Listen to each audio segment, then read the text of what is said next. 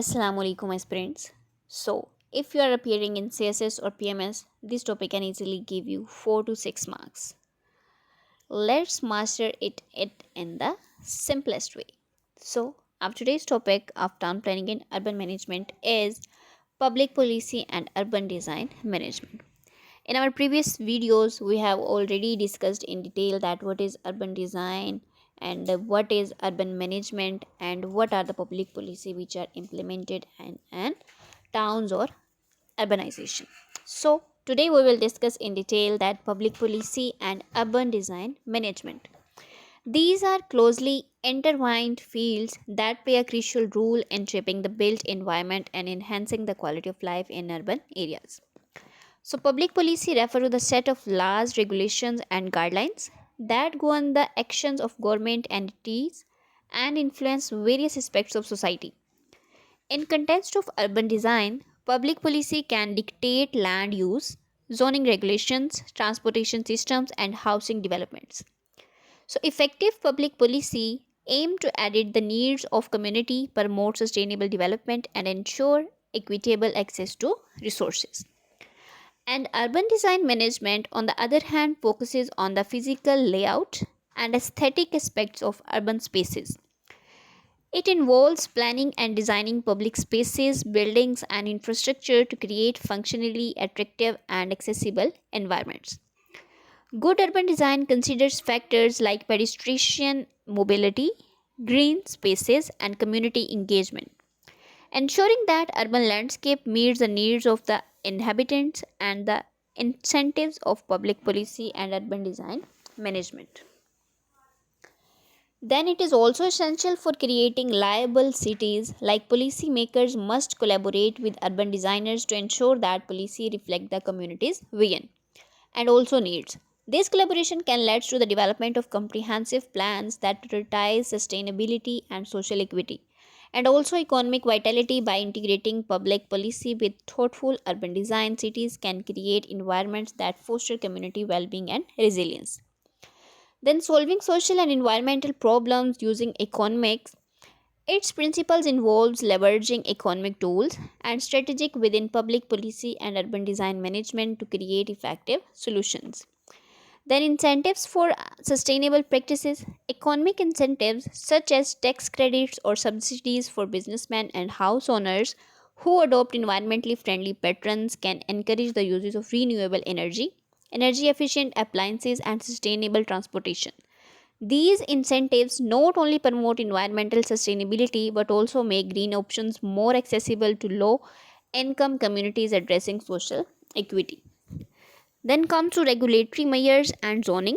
Public policy can implement regulations that require sustainable building practices and promote mixed use developments. Zoning laws can be designed to encourage higher density in urban areas, reducing urban sprawl and minimizing environmental degradation. By integrating residential, commercial, and recreational spaces, cities can reduce transportation needs and enhance community connectivity. After that, community engagement and participatory design is also very important when we are addressing the problems of economics of social solutions. Involving community members in the urban design process ensure that their needs and preferences are considered. These participatory approach can lead to the development of public spaces that promote social incentives and inclusivity. Engaging with diverse communities can help address social issues while also incorporating green spaces that contribute the environmental health. Data drivers policies. Using data analysis to identify social and environmental challenges allows policymakers to target incentives effectively. But by analyzing data on pollution, housing conditions, and economic disparities, resources can be allocated where they are needed, not ensuring that solutions are both efficient and impactful. Solving social and environmental problems using policy analysis. It involves a systematic approach to evaluate and designing policies that address these issues effectively. First one, we have to identify problem. The first step is in policy analysis is to clearly define the social and environmental problems at hand. This includes gathering data and evidence to understand the scope and impact of the issue. For example, analyzing the pollution level, social inequality, or access to resources help to frame the problem accurately. Then, once the problem is identified, various policy options can be developed and analyzed. These involvement assessing the potential differences, effectiveness, efficiency, and equity of different strategies. For instance, policies would range from implementing stricter environmental regulation to promoting community based initiative for social sport. Then each option should be evaluated and based on the flexibility and potential outcomes. Stakeholders engagement. Engaging stakeholders involvement commonly in numbers, businessmen, and government agencies is crucial in policy analysis. These insights or experience can provide valuable perspective on the potential impact of proposed policies. This collaboration can also help build support for the policies, ensuring the more likely to be implemented successfully. Implementations and monitoring. After selecting the most promising policy option, the next step is implementation. This requires careful planning and resource allocation. Additionally, monitoring and evaluation mechanisms should be established to assess the policy's effectiveness over time. Adjustments can be made based on the feedback and observed outcomes, ensuring that the policy remains relevant and effective in addressing social and environmental issues.